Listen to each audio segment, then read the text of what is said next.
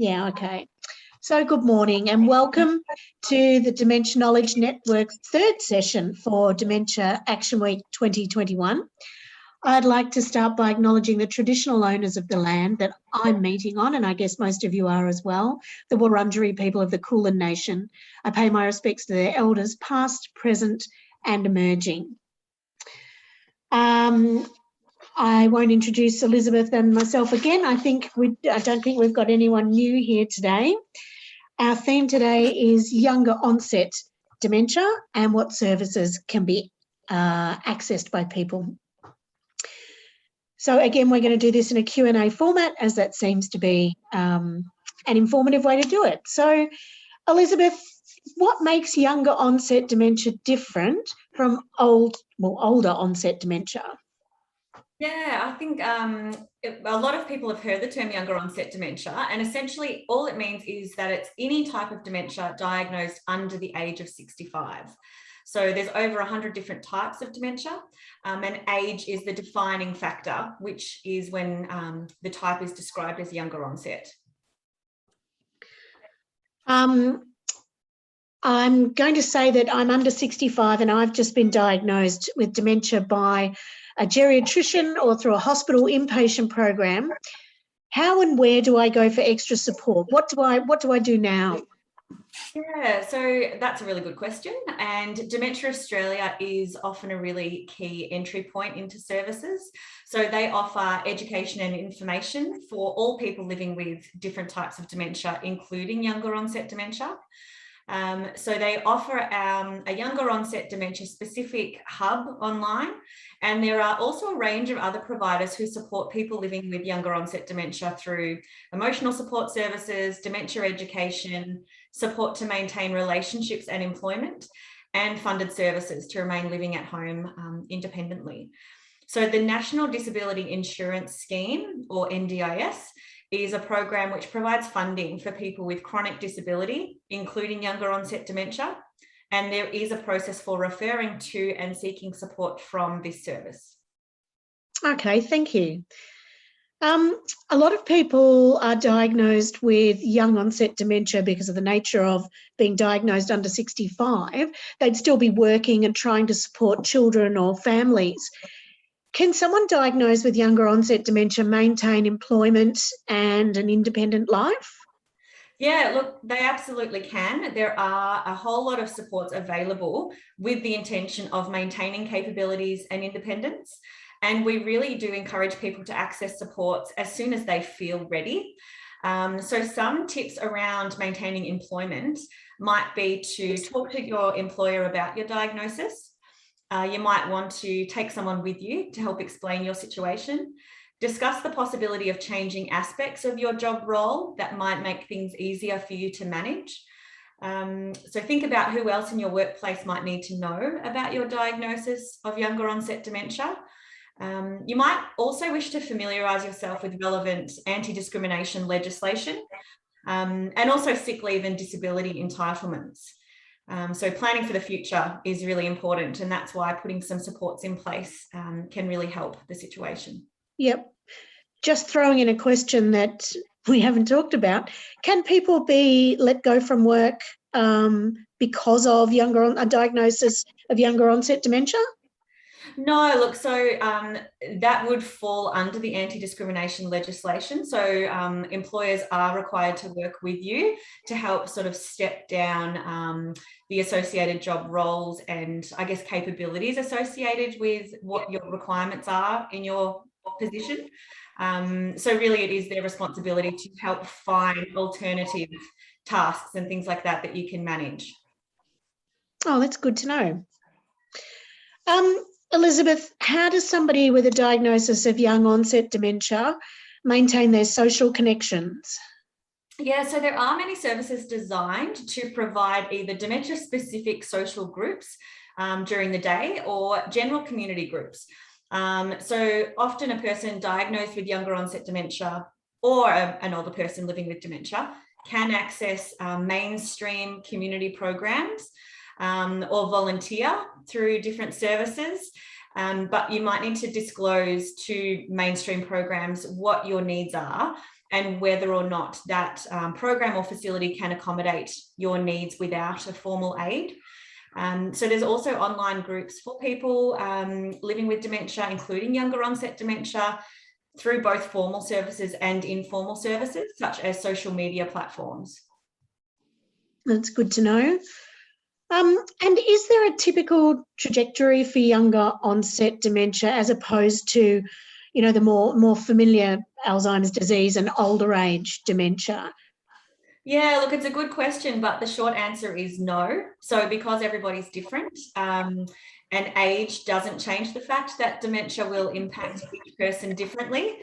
So the main defining factor about what we call younger onset dementia is purely that the person happened to be diagnosed under the age of 65. So because there's so many different types of dementia and everybody is different, the way that dementia impacts each individual and each brain will be different and unique to that individual. Yep, fair enough.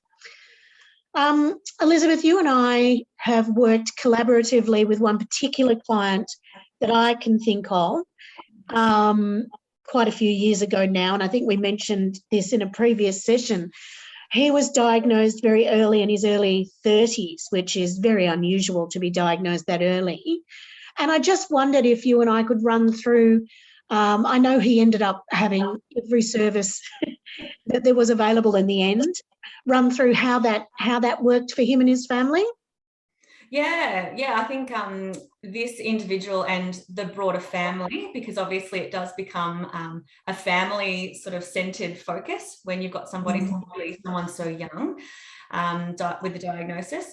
And I think it's an example of how we really did think outside the square. There was a whole lot of creativity and flexibility used in trying to find and source and scrounge around for any type of service, home modification, funded or unfunded support, volunteer services, anything that any of us could think of to help just sustain this family and, you know, keep this this young man sort of functioning as best as possible given the circumstances. So this, again, as Sarah said, probably, I'd say 8 years ago, maybe, something like that, a fair amount of time.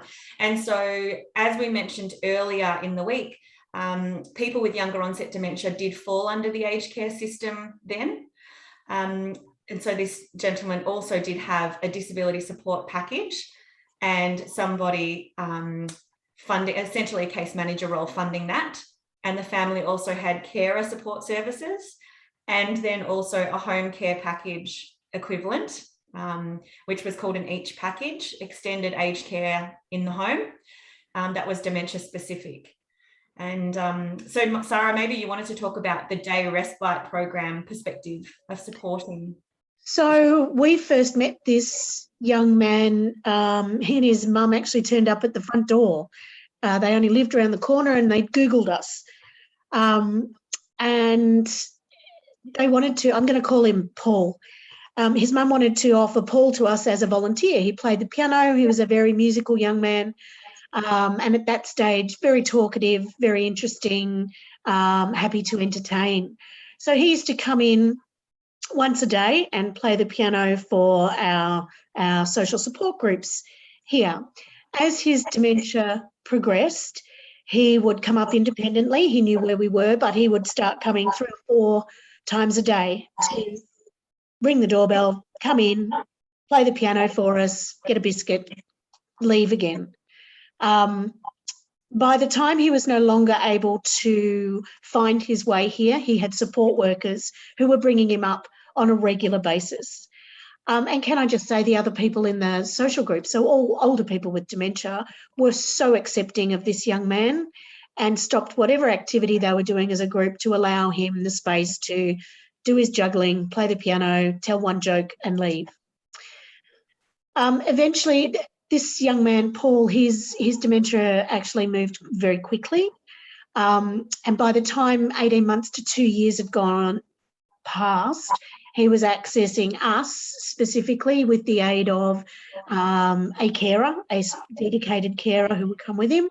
And in the end, he was in a wheelchair and he had 2 carers allowing him to access the program. So at that stage, he would come and just watch whatever was going on, but still be involved. And can I again say the group members, the older people, included him and would always say hi as they walked past and offer him a ball if the ball game was going or whatever. So we were able to support him for almost his entire journey with the dementia. And then, as Elizabeth said, he did access a whole lot of different services to allow him to stay at home. And I know that VMCH Carer Services actually employed Caledonian staff who knew this young man to work with him in the home for a couple of hours a day just to give his parents a rest, where they could go and recharge or go and grab a loaf of bread. So it was not a success story, obviously, for this young man. It was dreadful. But without all those services, I think his journey would have been a lot bleaker and his family would have suffered a lot more exhaustion and disconnection. Yeah, and I think another side to supporting this family is that this Paul's mother did delve into carer support groups, and she sort of tried a few different forums of connecting with other family members caring for a loved one with younger onset dementia. She did decide that it wasn't the right fit for her at that time, but again, timing is a part of the journey as well. You've got to feel ready and feel able to be, either sharing and or hearing about other people's experiences, but that's another service that's available. And also allied health support. That was a really strong focus for Paul and his family. So when his needs changed, we had, sort of physios come in and OT assessments. Equipment was recommended and then acquired through various funding streams. We did create sort of that possibility for him to maintain access to day respite programs like Caledonia by then having known support workers accompany him and things like that. So, yeah, I think, again, a key message from a level of success that this family did achieve in supporting Paul at home was, I think, that they were really good advocates and really sort of comfortable asking for various supports or just voicing we need more or we don't know what we need. Let's give Sarah a call or Elizabeth a call or anybody who was linked into any of the services, because then Sarah and I could put our heads together and brainstorm, all right, there's a need here. There's an unmet need. What can we do to try and fill it that's, going to be of benefit to the family? So, it was really lovely and a real privilege to be involved with them. It was, wasn't it? Yeah, great. Sorry, Sarah, I just wanted to add one thing before we open it up to questions. It's worth mentioning that because there are a whole lot of different types of services available for people with younger onset dementia, I actually phoned this morning a contact through Basscare, and they're based in Canterbury. And I don't know if that's a local location for anybody in this group, but they are opening up a younger onset dementia specific social club. And so that will be running on Mondays and Thursdays in Canterbury with a lot of flexibility in the hours, in the types of activities, but it's really focused on going on fun outings, on building social connection. And they're really wanting to build up to 5 days a week if they get the interest. So it's just, I think, helpful to know what's current and available. And if there's something that you might need but don't know where to find it, again, please do bring it to our attention and we can try and either develop something or do the running around and search for it ourselves. Yeah, and actually at the moment it is a perfect time, not in lockdown, but straight after lockdown will be a really good time to look at any service gaps, because there is some extra funding around at the moment for agencies to support people as much as we can to recover from the pandemic. So it's quite an exciting time. We could start new things if they were needed. Does anyone have any questions for us? I do, Elizabeth. And you've sort of touched base on it before, but if someone's been diagnosed with younger onset dementia, how can they meet other people who are going through a similar thing? Well, Sarah, maybe you can talk about your new program that I think Julie's involved with as well. So, Brett, there's been quite a service gap in both social activities for people with young onset dementia and for support for their carers. We've always run programs that are aimed at people with young onset dementia, but aren't specifically for people who are under 65. But our new carers group that we've just started up to fill that gap is specifically for carers of people with young onset dementia, and runs at the moment during lockdown every Monday afternoon on Zoom. People don't need a formal referral for that. They can just shoot me an email and I will add people to that mailing list. So that's been something quite flexible we've been able to respond to in the last couple of months. It's been great. And I find that the discussion is so much more relevant because we're all dealing with young onset. So and the group so far is absolutely lovely. So I'm sure you'd be very welcome. Thanks, Julie. I did notice today too some emails going around the email group, Yes. just linking to some different sites and blogs. Yeah. So that's great. Sally. So proactive. Yeah. Yeah, absolutely. Yeah. Julie, if you're comfortable, could I ask you a question around Absolutely. Around something that might have been a helpful service, or whether it's social media or something that you've stumbled across or heard about aside from the carer support group that you found helpful? Well, I found our biggest support's been Caledonia.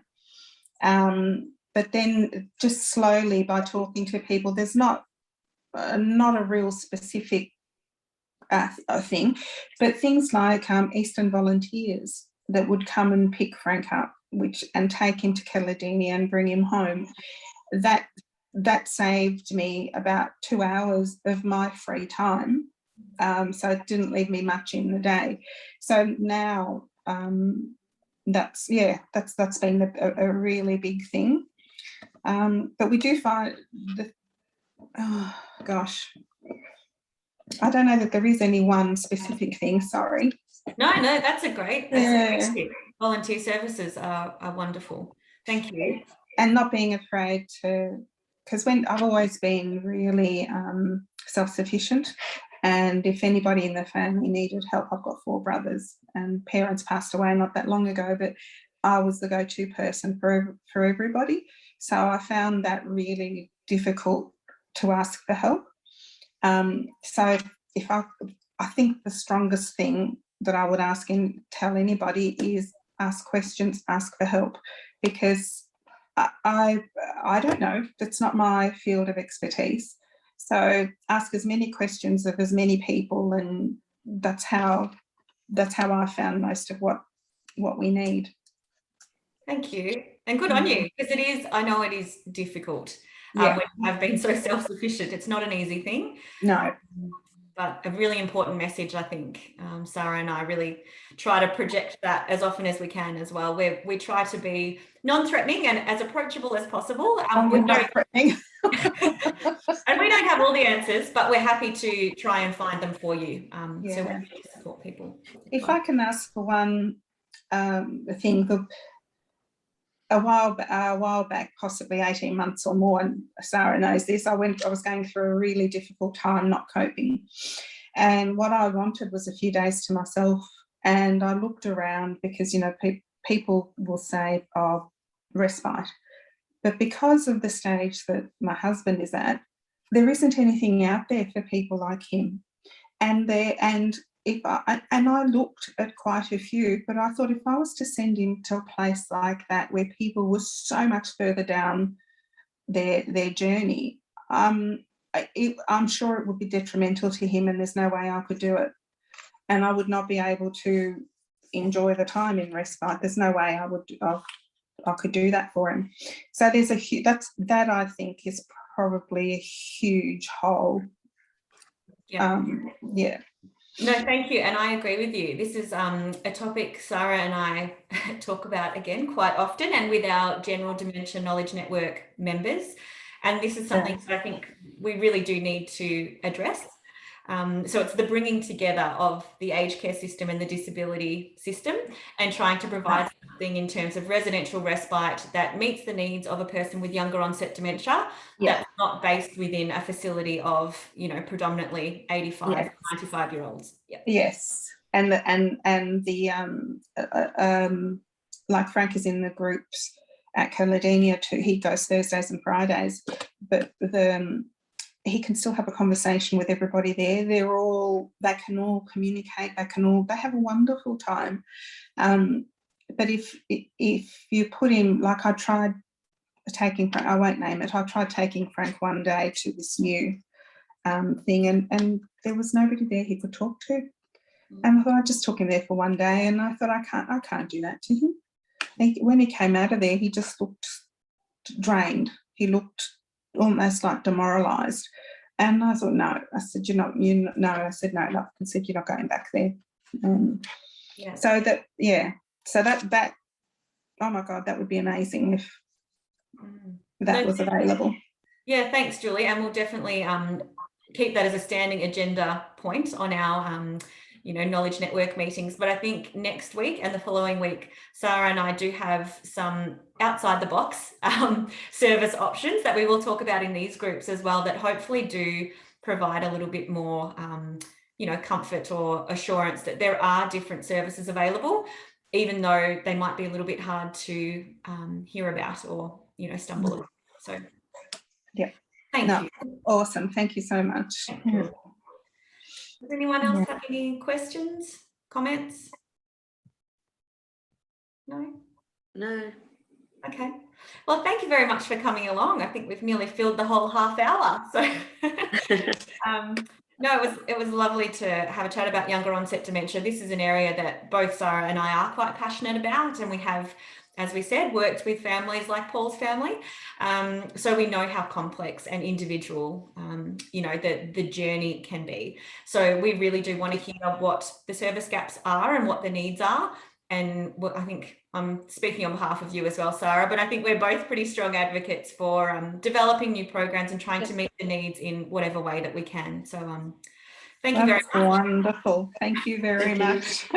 Thanks for coming along, everyone. Enjoy the rest of your day. Thank you. Thank you. You too. See you next week. See you next Bye. week. Bye. Bye. Thank you.